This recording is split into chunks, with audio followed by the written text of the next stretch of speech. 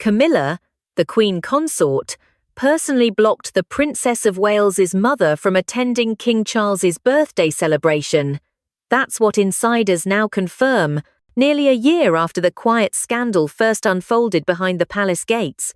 On the night of November 14, 2024, Clarence House hosted an intimate dinner for the King's 76th birthday. The guest list, according to multiple palace sources, had been finalised days in advance, until the Queen Consort made a last-minute change. Carole and Michael Middleton, parents of the Princess of Wales, were suddenly removed from the roster. No reason was given. When William learned of the decision, insiders say he was furious but contained. He arrived late, stayed less than half an hour, and left without a word. For months, the incident remained a whisper among royal staff, an awkward family moment buried under official smiles. But late last month, The Times briefly published what appeared to be internal CCTV footage from that same evening. The short clip, time-stamped November 14th, showed Carole Middleton standing outside a side entrance of Clarence House, clutching a wrapped gift and waiting in the drizzle before being led inside by a uniformed attendant. Within hours, the story vanished.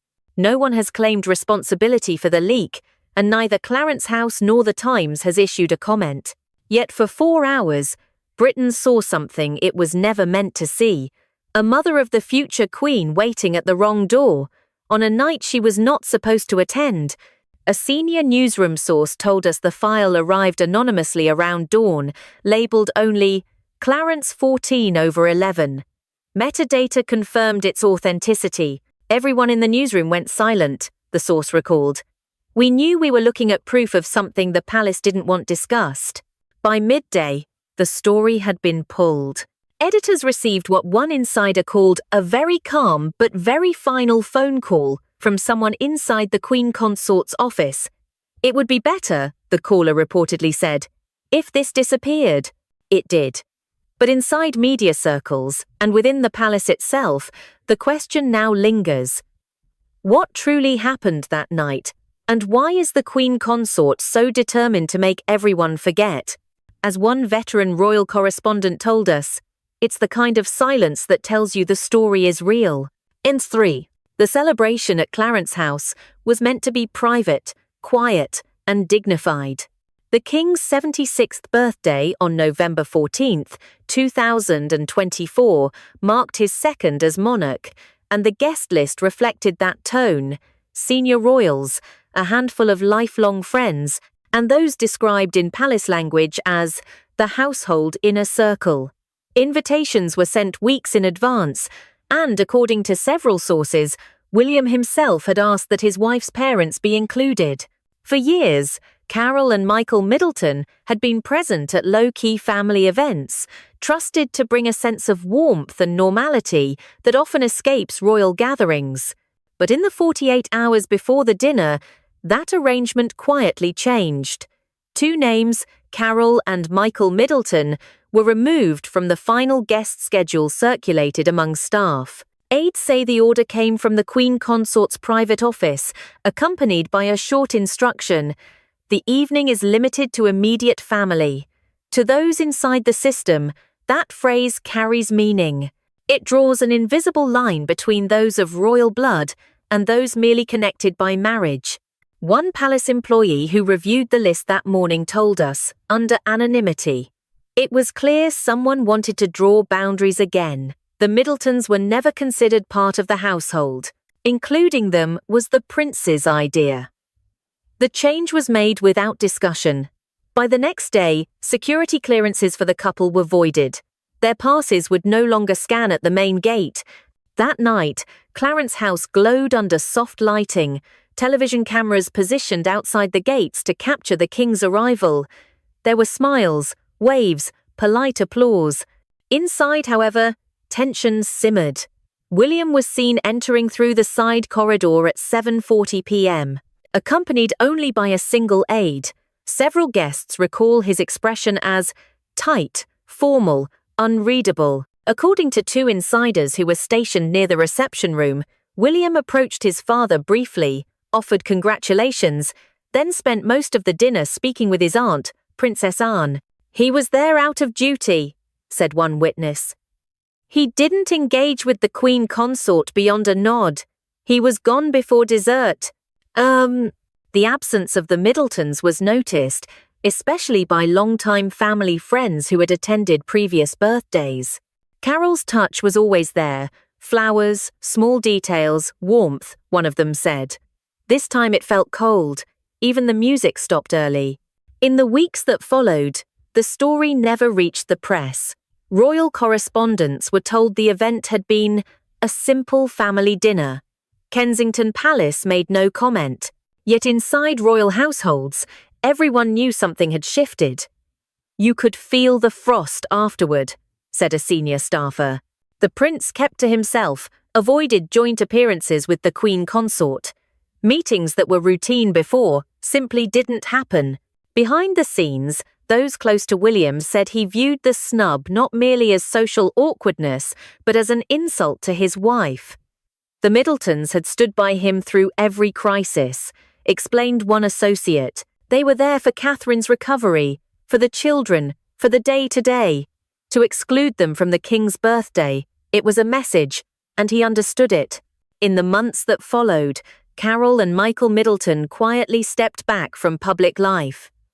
They attended no official events, issued no statements, and made no appearances near royal properties.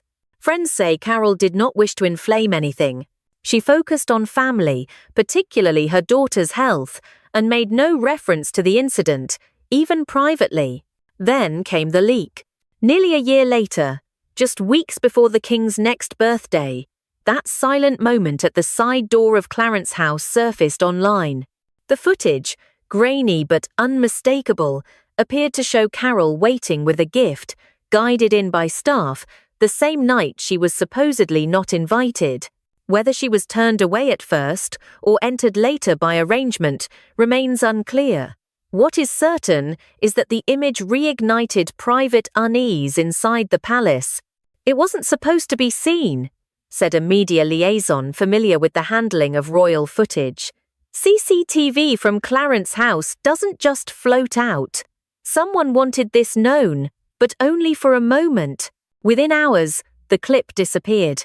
Editors were instructed not to pursue it further, and yet, the timing of the leak, exactly as preparations began for this year's celebration, has left courtiers uneasy.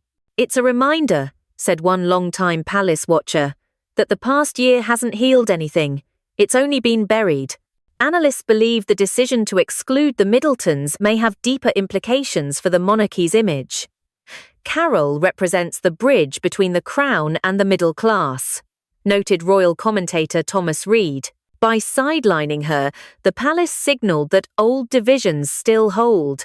For a modern monarchy, that's risky. Inside Kensington Palace, staff now describe a measured distance between the prince and the Queen Consort's offices. Communications once routine have slowed to a crawl. There are no public quarrels, no statements, just silence. As one insider summarized, "Everyone pretends nothing happened, but everyone remembers the night Carole Middleton stood outside that door."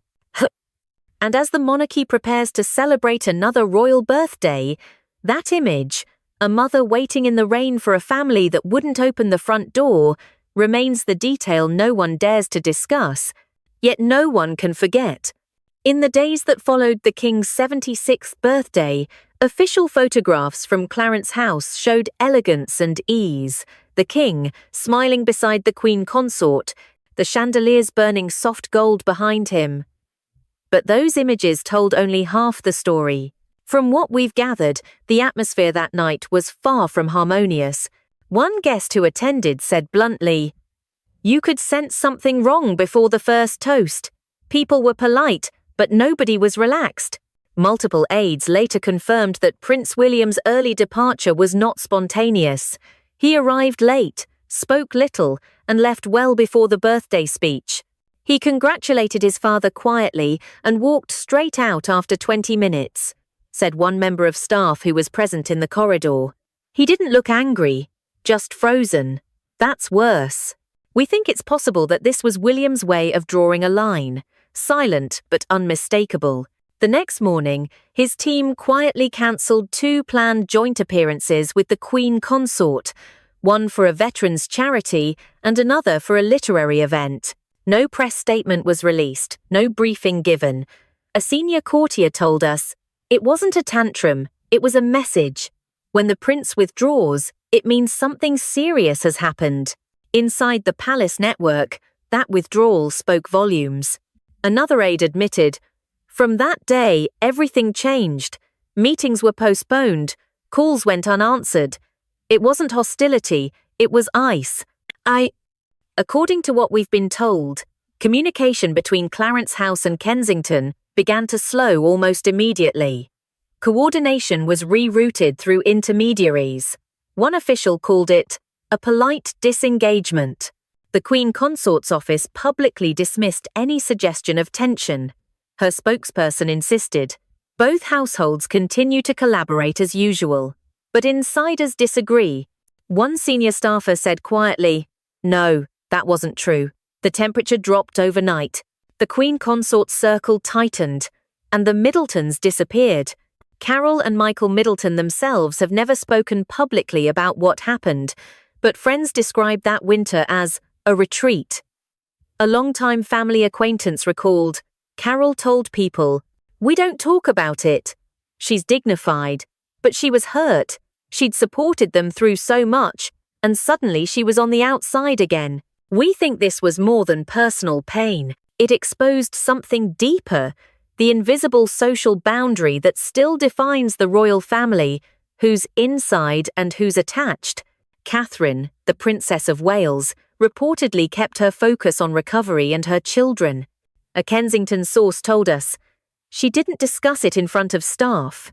If someone brought up that birthday, she'd change the subject. But she knew." By the start of 2025, the shift between the two households had become institutional. Clarence House handled its calendar independently, while William's office at Windsor began releasing its own schedules, often without coordination. Outwardly, everything remained polite. But one longtime aide described the mood bluntly, "We were working for 2 monarchies under one roof. When the leaked CCTV footage surfaced months later, it was like reopening an old fracture." The 3-second clip, a still of Carole Middleton at the side door of Clarence House, reignited what everyone had been told to forget.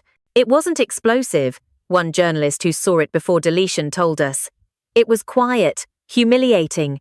You saw her waiting, holding a gift, and you knew what it meant. A source from Clarence House told us curtly, "She wasn't invited, and that's not a scandal, it's protocol." But another voice, close to Kensington, offered a sharper perspective. Protocol is never cruel by accident. That was a message. We think it's possible that message, subtle but unmistakable, was aimed at reminding everyone where the lines are drawn. Royal correspondent Lydia Carr commented, "For a monarchy that talks about modernity, that image was devastating. It looked like 1950 all over again. Privilege at the door, decency waiting outside." The reaction from Clarence House was immediate and absolute. Editors at the Times received calls within the hour. One senior editor told us, "It wasn't a demand, just certainty. The voice on the phone said, 'You'll take it down,' and that was the end of it." We believe this was not simply reputation management, it was control. The kind of swift, silent control that only the palace itself can exercise. By dawn the next day, the clip had vanished. Journalists who tried to follow up found their access frozen. "It was as if it never happened," said one newsroom source. "They didn't deny it, they just erased it." Kensington Palace stayed silent. A senior aide explained, "The prince doesn't fight shadows. He knew that if he reacted, it would give it life." But another insider told us, "He hasn't forgotten, he just files things away, and he never forgets." For King Charles, the moment reportedly created quiet discomfort. A retired royal secretary described the dilemma. He wants harmony, but he avoids confrontation. That night forced him to choose between peace and fairness. He chose silence. We think the king's restraint was strategic, but costly. Silence preserved the facade, but at the expense of trust. By mid-2025, staff in both palaces had adjusted to the cold distance. Invitations were vetted separately. Public statements were sanitized. As one senior insider summed up, "They share bloodlines, not warmth." Historians warn that such moments linger. In royal history, said analyst Thomas Reed, most dynasties collapse not from scandal but from fractures hidden too long. This one isn't public yet, but it's visible to everyone inside. We believe that's the heart of the matter. The monarchy has always depended on illusion, the appearance of one family. But the night Carole Middleton waited outside Clarence House cracked that illusion. And though the footage is gone, the image remains in the minds of those who saw it. A palace aide who left service this spring said it best. "In this family, doors speak. You can close one politely, but the sound echoes for years." The months that followed were marked by what one former staffer called the polite war. There were no outbursts, no public fractures, just an ongoing frost that crept through every corridor of royal protocol. Clarence House continued to insist that nothing was wrong, but our understanding is that both sides had already begun operating as separate systems. At Windsor, the Prince and Princess of Wales quietly reshaped their schedules. Aides told us, William wanted to focus on his children, his work, and his mother's legacy, but behind that was also a message. He was building his own house. The phrase, his own house, came up repeatedly during our reporting. It wasn't about walls or offices, it meant control. We think it's possible this was when the first real split in the palace's internal machinery took shape. Clarence House remained the court of the King and Queen Consort, steeped in tradition and hierarchy. Kensington and Windsor began functioning like an emerging government in waiting. Leaner, quieter, more modern. One palace source said flatly, "They don't brief each other anymore. They brief against each other." Within Clarence House, a small circle of advisors worked to contain the fallout from the November incident and its brief resurfacing online. A senior official close to the Queen Consort defended her position, telling us, "Her Majesty meant no harm. The guest list was reduced for security and space. The idea that it was some sort of personal slight is nonsense." Yet, in another office across the city, a Kensington aide offered a stark counterpoint. "You don't tell the mother of the future queen she can't come because of space." We think the truth lies somewhere between diplomacy and pride. The Queen Consort's inner team has always prized discretion and status. Carole Middleton, by contrast, represents something profoundly different: warmth, informality, and middle-class normality. The collision of those two worlds, one built on order, the other on approachability, was bound to leave cracks. According to multiple insiders, the king attempted a reconciliation early this year, suggesting a private family lunch at Sandringham. It never happened. The idea was floated, a senior courtier said, but it was quickly dropped. The Queen Consort wasn't keen, and William wasn't either. When pressed on why, the source added, because no one wanted to pretend it didn't happen. Through spring 2025, public appearances were carefully choreographed to project unity. The King and Queen Consort appeared radiant at charity galas. The Prince and Princess focused on community projects and education. But behind the scenes, according to those close to the situation, the relationship had frozen solid. One aide recalled, "They would walk past each other with cameras flashing and smile like everything was fine. Then they'd step into separate cars."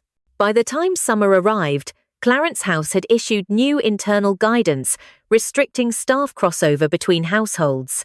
The move, described internally as an efficiency measure, effectively formalized the division. A veteran footman told us, "Before, we were one big operation. Now, it feels like two countries sharing a border." It's possible the Queen Consort viewed this separation as necessary control, a return to protocol after too much informality. But others in royal circles believe it has only deepened the emotional divide. A communications advisor said, "Camilla believes in hierarchy. William believes in humanity. That's the conflict. It's philosophical, not just personal." Still, the event that sparked it all, the night Carole Middleton stood waiting at the wrong door, remains taboo. When we asked a Clarence House official directly whether the Queen Consort had ever apologised, the answer was brief: there was no reason to. From Kensington, the response was quieter but sharper. One aide told us, "That's exactly the problem." The few people who saw the original clip continue to describe it in whispers. One former security contractor who handled the footage said, "It wasn't dramatic. She just waited. The look on her face, it wasn't anger. It was confusion, maybe sadness." Another recalled, "She tried to hand over the gift politely, like she didn't want to cause trouble." That's the image that stuck with me. We think that image so ordinary, so human, might explain why the footage was erased so fast. It undercut the palace narrative. It showed that even inside the world's most controlled family, kindness can still look out of place. Inside royal media circles, the disappearance of the footage has become its own kind of legend. One producer told us, "You'll never find it now. Every copy was wiped. The way they pulled it, it's like it never existed. But everyone remembers." Meanwhile, those who work closest to the king describe him as weary of the tension. "He hates confrontation," said one longtime associate. "He thinks time will sort it out. But time has only hardened it." We think the king's silence might be the only strategy left, an attempt to hold the institution together by saying nothing at all. Yet silence carries weight. As another palace watcher put it, "It's not an explosion, it's a cold front. And when it hits, it changes the climate for everyone." In private, some insiders now refer to the divide simply as the door. It's shorthand for the entire affair, the decision, the humiliation, the leak, the cover-up. Whenever someone says, "since the door," we know what they mean, said one insider.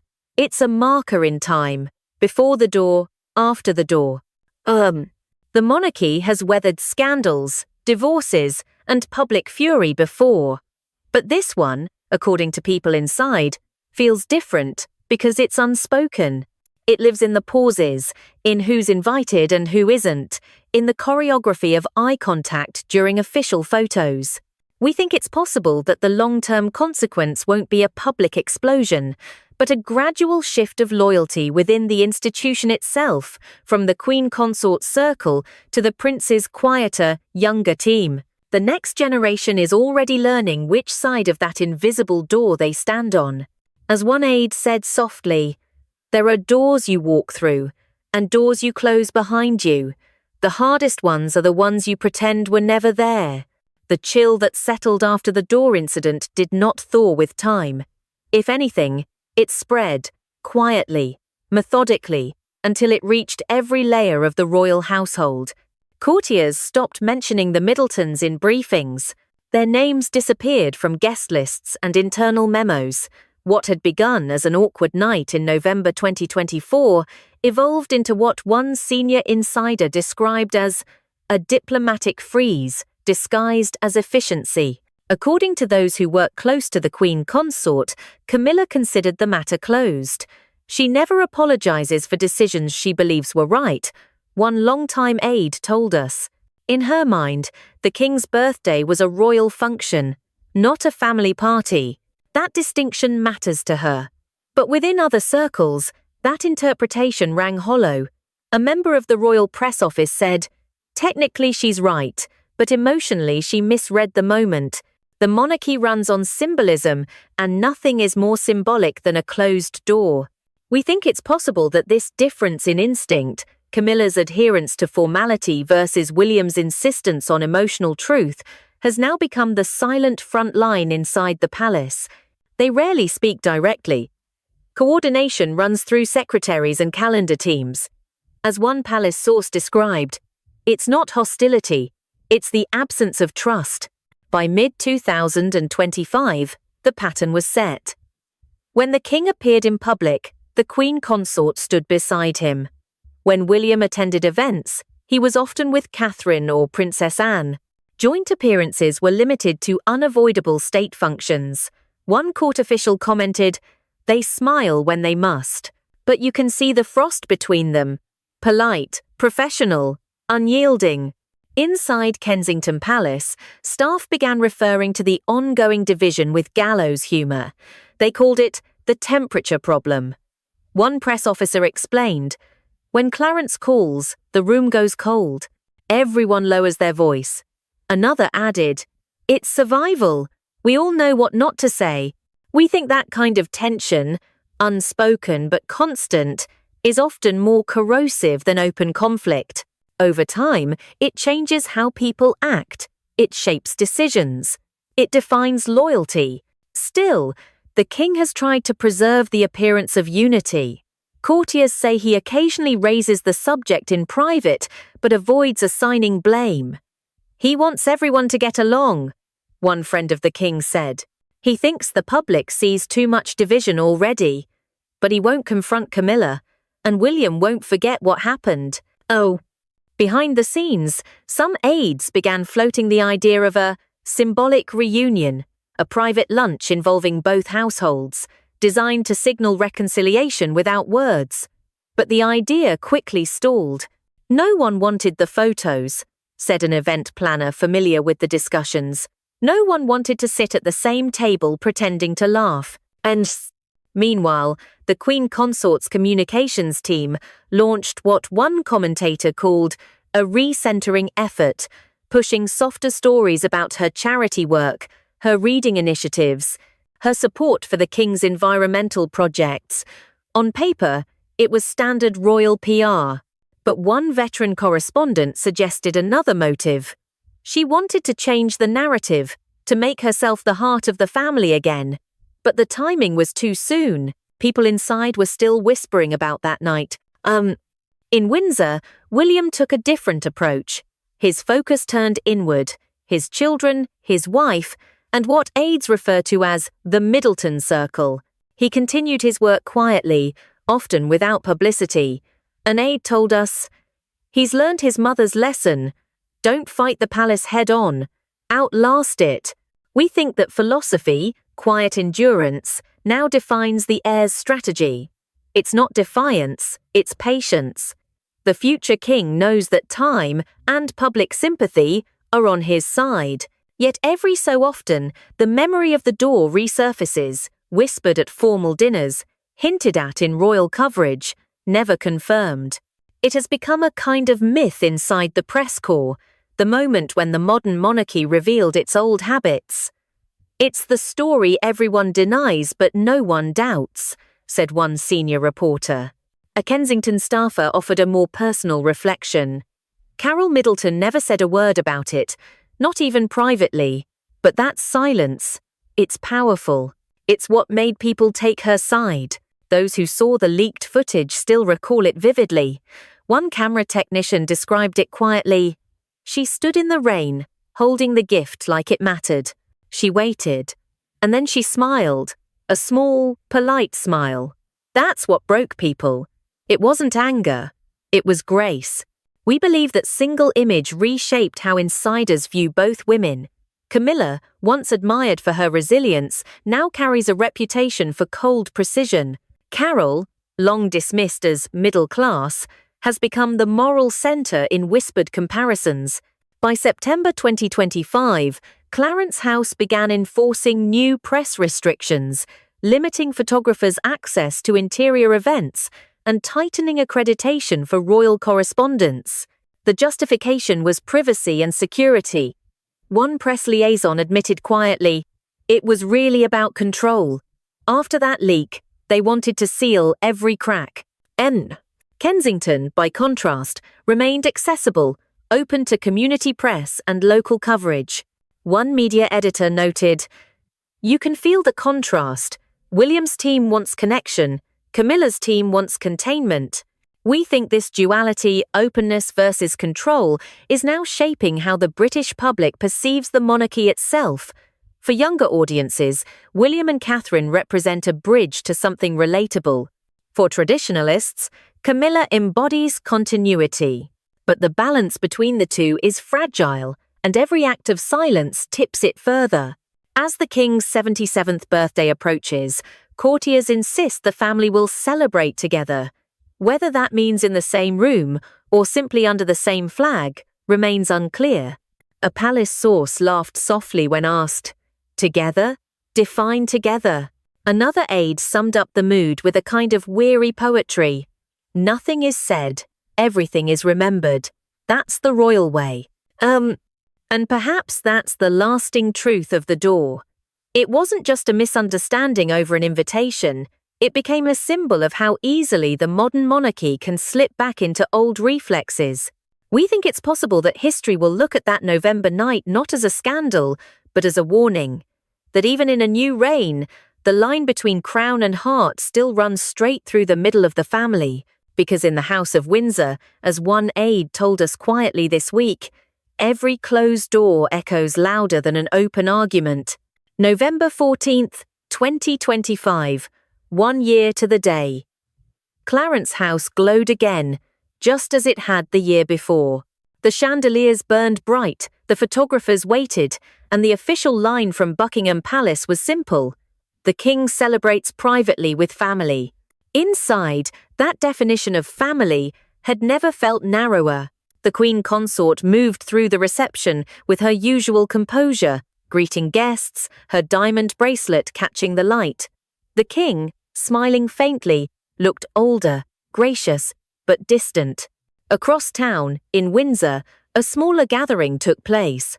The Prince and Princess of Wales hosted dinner for close friends, their children, and Catherine's parents. No cameras, no statements, just laughter from behind closed windows. A palace aide told us later, it was symbolic, even if no one said it aloud. Two celebrations, two visions of the monarchy. At Clarence House, the absence was noticed. One guest whispered, "The heir isn't here, but his future is." In Windsor, William raised a quiet toast. "To family," he said simply, without titles or ceremony. We think it's possible that both gatherings told the same story. The crown remains united in image, but divided in heart. There was no confrontation, no scandal, no leak, only distance, precise and deliberate. And as the cameras faded, one question lingered, the same one whispered a year ago outside that rain-soaked door. When history looks back, whose version of family will it remember?